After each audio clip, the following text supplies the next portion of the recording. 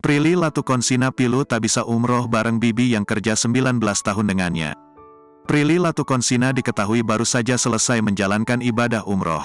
Pada momen tersebut, Prilly Latukonsina pun membagikan pengalaman yang dirasakannya, terutama tatkala ia sudah berada di depan Ka'bah. Melansir dari postingan Instagram pribadinya yang diunggah Selasa, tanggal 6 Februari tahun 2024, mulanya Prilly terlihat membagikan potret dirinya saat berada di depan Ka'bah. Prilly pun mengaku sempat merasakan hal magis tatkala curhat di depan Ka'bah. "Selesai sudah ibadah umrohku, rasanya sangat magis curhat langsung di depan Ka'bah," tulis Prilly Latukonsina di kolom caption. Setelahnya, Prilly membeberkan soal perasaannya yang begitu senang karena bisa menginjak tanah suci bersama keluarga dan orang-orang yang bekerja dengannya.